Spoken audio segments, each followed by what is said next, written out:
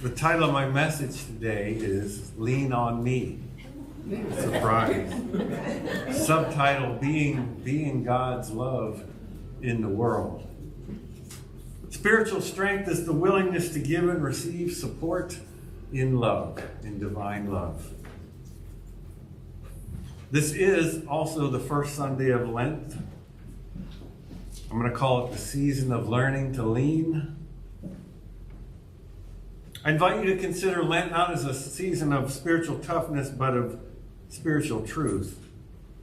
And Lent has generally been understood as 40 days of fasting, right? Repentance, self-examination modeled by the way showers, 40 days in the wilderness. This year, I invite you to think of the wilderness not as a test of how strong we are alone, but as the place where our illusions fall away. Let's allow Lent to illuminate, perhaps, the limits of self-reliance. In the wilderness, there are no distractions, no crowds, no shortcuts, right? There's only hunger, vulnerability, and the question, what are you leaning on when the props are removed? Underneath it all, at the end of the day, what are you leaning on? Lent invites us to let go not just of chocolate and old habits, those things too perhaps, but of the idea that we are meant to carry life by ourselves. It's something our society teaches, especially in the modern West. We're so individual, we get the impression we have to do everything ourselves. Lent teaches us that God's love rarely arrives as an abstract idea. It comes embodied in presence, in listening, in shoulders willing to carry weight together. So when we say lean on me, we are practicing the work of Lent. That is my invitation. The song tells us sometimes in our lives we all have pain, we all have sorrow. Pain and sorrow are universal conditions of life. And in order to move through them, to take the growth opportunities that they represent, and they always represent a growth opportunity, something to let go of, we need to be willing to name them honestly. Right? Wisdom is knowing that we don't walk alone and that nothing is permanent. We don't have to do it all ourselves, and nothing lasts forever. In the Gospel of John, we read, "In this world you will have trouble." It was true then, it's true now. It's part of the human condition. Not might have trouble, will have trouble. Lent begins by telling the truth about pain, not explaining it away, by not trying to pretend that it's not there, but by acknowledging it, because only by acknowledging it can we undertake the healing that the Spirit has to offer to us. But it's not available if we're not even willing to acknowledge the issue. Lean on me when you're not strong, the song says. Our culture equates strength with independence, right? But the way shower does not. Needing help is not a moral failure, although, according to the master teacher, refusing to help often is. Right? Spiritual maturity includes knowing when to stop pretending that we can carry everything ourselves. Our way shower reframes greatness away from self-reliance, saying, "Whoever wishes to be great among you must be your servant." Right, this is yet another way that we read Jesus turning the manifest world on its head in trying to teach about the realm of the Spirit. The realm of the Spirit is, in a very real sense, an upside-down kingdom compared to an earthly kingdom, which is a top-down power structure. Right, it's upside down from that. If you want to be great, be a servant. That seems opposite of what the world wants to tell us. So I see Lent as stripping away false strength so that real strength, the strength of the Spirit that is in us, underneath it all, always present, so that that can emerge. The song reads, "Please swallow your pride, for no one can fill those of your needs that you won't let show." Pride is not confidence, it's armor, right? It's trying to keep others out, keeps the spirit out as well. Many unmet needs among us are unmet because they're never even revealed, right? Some things are so difficult we don't even want to let it be known that they exist. And so when we hide them in that way, they cannot be healed. Nothing's healed in darkness. Only the light heals. Anything that's to be healed needs to be pulled out, drawn out into the light. Only then can it be healed. And it will be healed if we're willing to let the light shine on it, which is not easy. I'm not saying that it is. And a spiritual community, any kind of community, but a truly supportive community that understands the work that is in front of us, can support if we allow our needs to be seen. Co-founder Charles Fillmore, in his book Christian Healing, repeatedly teaches that pride, self-will, intellectual arrogance obstruct spiritual receptivity and healing. They block it right out. It's just a particular way that our minds can block out the healing presence of the Spirit that is in us. Yesterday, we ran our first Introduction to Unity class, which I plan to run on a regular basis. It was a wonderful discussion.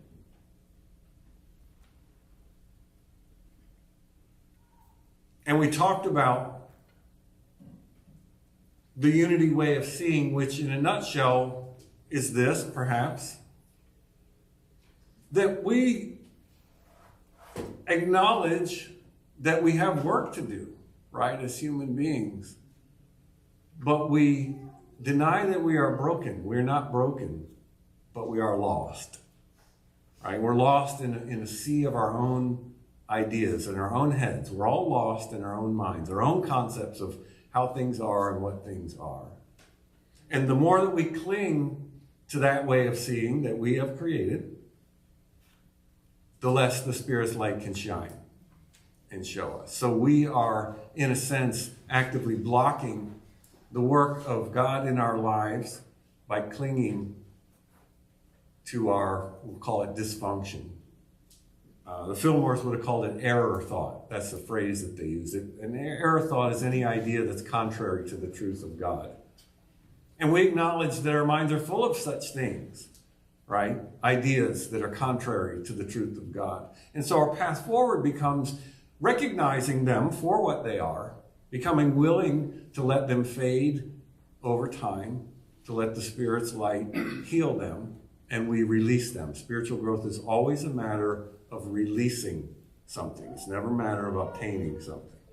It's always release. And what we release are false concepts about ourselves, about the world, about the Spirit. And every time we become willing to let one go, the light becomes that much more apparent to us. It's always there in us, of course, but it becomes that much clearer. And any who have been on this journey for a while have had experiences I call healings when it seems like all of a sudden, seemingly out of nowhere, something gets let go of and some light comes welling up. The presence of God comes welling up within us and we feel it. And you know it when you feel it. Some have asked me when they begin to hear about our unity way of being, we say, well, we follow the Spirit that is within because there's nowhere God is not, right, including within us. And we follow that Spirit and they say, well, how do you know it's God? And part of me says, how do you not know your Maker? How do you not know love? Capital L love. Just trust me, you will know. Right? I remember being a teenager asking my dad, how do you know if you're in love? Which made him very uncomfortable. You're welcome, Dad. He's passed many years ago. But his answer was really the best and only answer that it is. You'll know. That's all I can tell you. Well, how will I know? Just keep walking the path. You will know. You will know the Spirit when you encounter the Spirit. There is no mistaking it. Right? The Spirit is always open, loving, supportive, never judgmental, never putting anyone down, never asking us to do any harm to anything or anyone. If there's any of that involved, that's not God. Just FYI.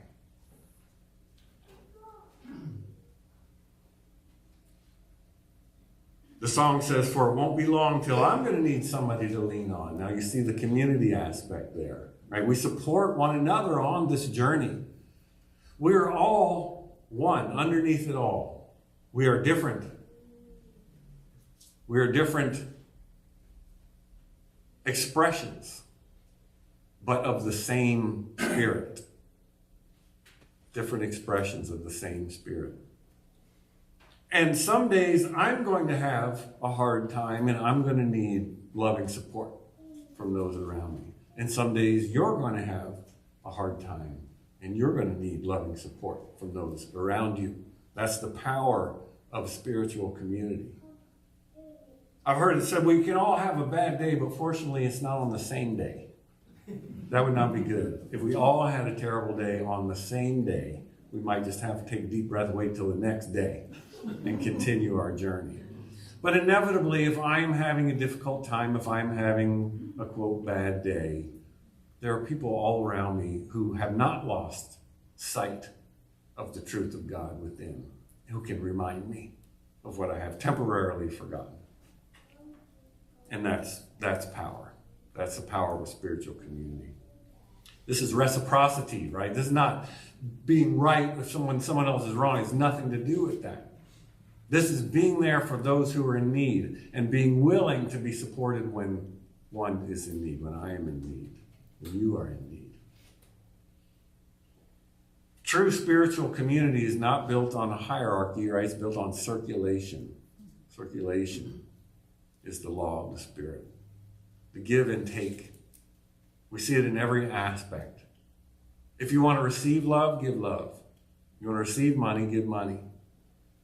All right, whatever it is that you feel that you're lacking, begin to provide it to the world, and you will find it coming back to you multiplied. That is how the Spirit works. That's just an outcome of us getting out of our own way, by the way. That's what it's all about. I've heard it said, bear one another's burdens, and in this way we fulfill the law. Not fix one another's burdens. Bear them. Walk with each other. Don't fix. We don't need fixing. Right? We need loving support and companionship. It's the Spirit is the source of all healing. And many of us are hopefully recovering fixers. Some of us relapse into fixing. But that is part of our journey, is to develop that capacity to simply bear witness to another's experience.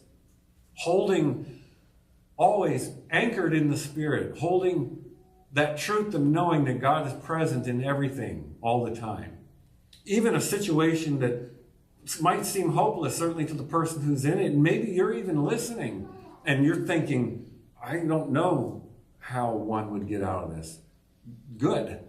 Don't try to fix it. You don't need to fix it. You need to model God's presence. Open, listening, non-judgmental, loving, that's what love is. Unconditional positive regard. All the therapists in the room know what that means. Unconditional positive regard, no matter what. It's a skill that we learn.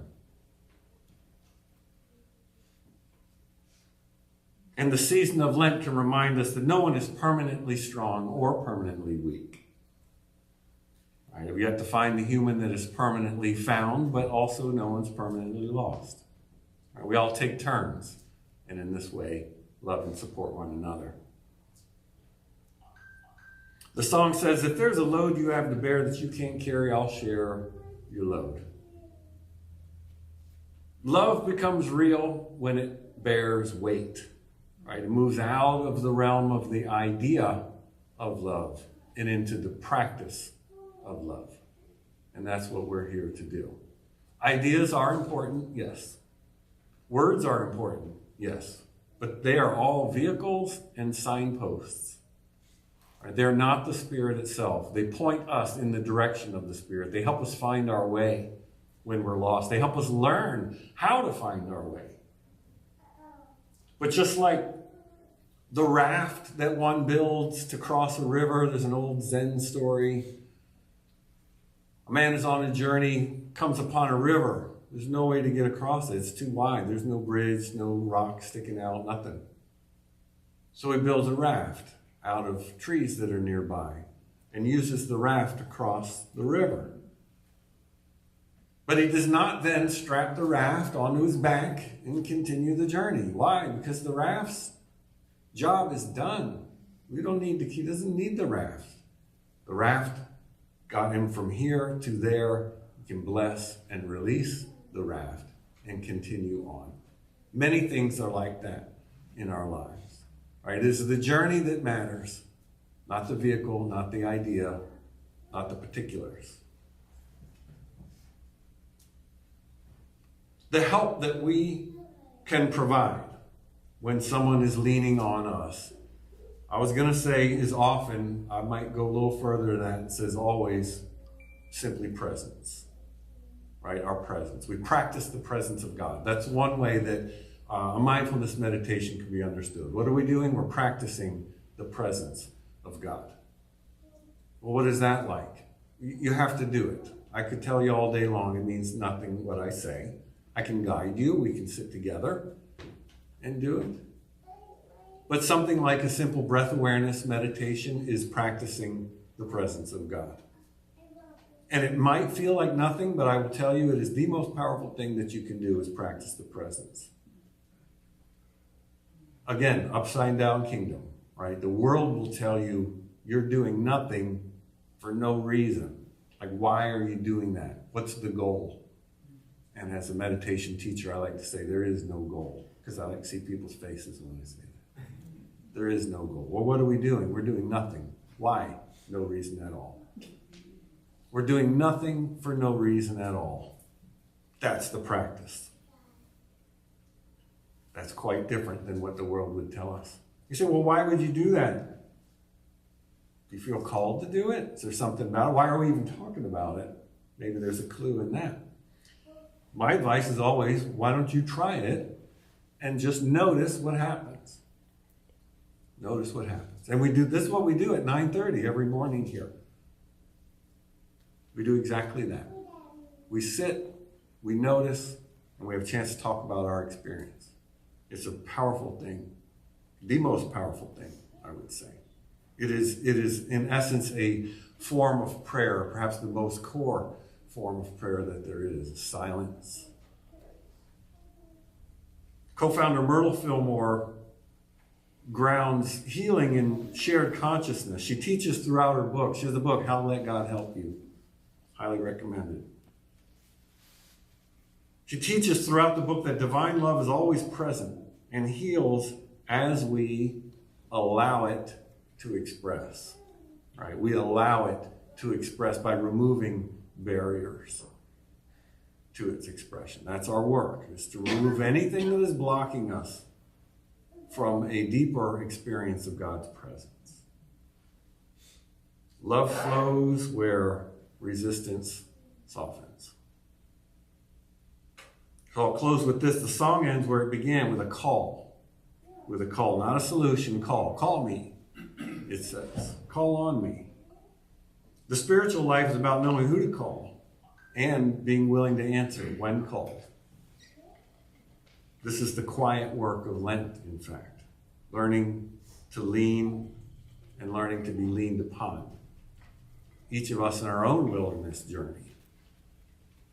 As we choose to let go of whatever it is that might have been propping us up, right, kind of helping us to get by. I was speaking before the service with someone about how money, unfortunately, has the ability to insulate people from consequences. Have you ever noticed that if you have enough money, nobody can tell you anything? That's not good. Right? It's not good to be accountable to no one. right? Money is neither good nor bad. Money is a form of energy in a way. Like money is liquid resource, if you will. I've heard it said that money's like manure. You don't want too much of it piling up in one place because it starts to stink. You want to spread it around so it helps things grow. That's what money is all about. So this quiet work of Lent, learning to lean and learning to be leaned upon in community. Right? When we recognize something that's insulating us from discomfort, I hope we will begin to dismantle that and let it go. Because we're not going to find the Spirit within, we're not going to share the Spirit within if we're holed up, right, in a tower made of gold or what have you. So here's our closing affirmation. I'll share it and we say it together. I share God's love through giving and receiving support. Lean on me. Let's say that together. I share God's love through giving and receiving support. Let it be as simple as that. And we let it be so, and so it is.